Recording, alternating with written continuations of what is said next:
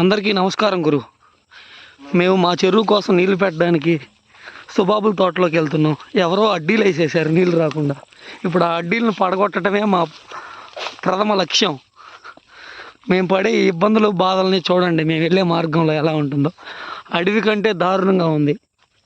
చీమల దూరన చిట్టడవి, కాకుల దూరన కారడవి. ఏంటో ఏంటో రాసావా మన బతుకు.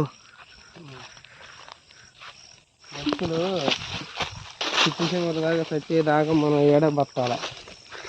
ఈ జీతగాళ్ళుగా మన ఈ బతుకేంటో బతుకులు మారమనిపిస్తుంది శివ. భగవంతుడు మనం చూడ్డంటావా చెప్పు. వీళ్ళు ఇచ్చే 15,000కి 16,000కి చూసే టైం పోయింది. ఈ పాములు పుట్ట చూడు శివ. ఏంటివి? హాయ్ ఫ్రెండ్స్, ఇది చూడండి మహాగంధం చెట్లు అంట. 15 ఏళ్ళకి ఒకసారి వస్తాయి ఇవి కొట్టుకుంటే. ఇలాంటి తోటలు మాకెందుకు ఇవ్వలేదు భగవంతుడా అని అనుకోని క్షణం ఉండదు ఇక్కడికి వచ్చిన ప్రతిసారి.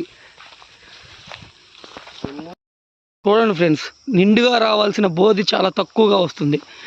దీని గురించే మా ఓనర్లు దొబ్బుతున్నారు ఎల్లమని. ఇంకేం చేస్తాం, జీతాలు తీసుకుంటున్నాం కదా, వెళ్ళాల్సి వస్తుంది. ఇప్పుడు మేము పడే బాధలు అంతా ఇంత కాదు. వర్షాలు పడున్నాయి ఆఖరికి. ఇప్పుడేమో ఏదో పురుగు పడుతుందంట ఈ జలకి, ఈ సుబాబుల్లో నుంచి ఏదో దొద్దర్లు బొబ్బలు ఎన్నెన్నో వస్తాయి ఫ్రెండ్స్. అవి ఏమో వాళ్ళకి పట్టవు. వెళ్ళిపోండి అంటారు. ఏమీ ఉండదు. ఈ బాధలు ఏంటి ఫ్రెండ్స్? ఈ బాధలు పోవంటారా? చెప్పండి ఫ్రెండ్స్, చెప్పండి. ఎన్ని బాధలు, ఎన్ని అవమానాలు. ఏదైనా పని లేట్ అయితే ఓనర్లు జీతం తీసుకోవట్లేదా అని దొబ్బుతున్నారు. ఇంట్లో వాళ్ళేమో టయానికి ఇళ్ళకి రావట్లేదు అంటారు.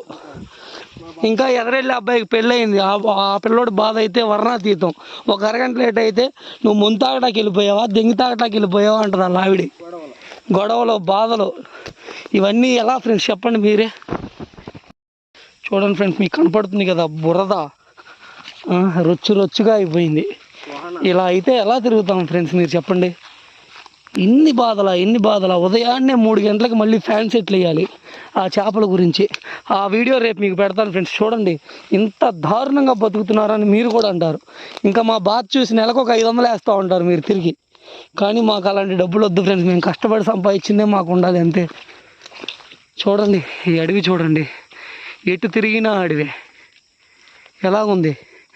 ఎవరన్నా తెలియని వాళ్ళు అయితే తప్పిపోతారు కూడా. ఒక 10 రోజులు బయటికి రాలేరు.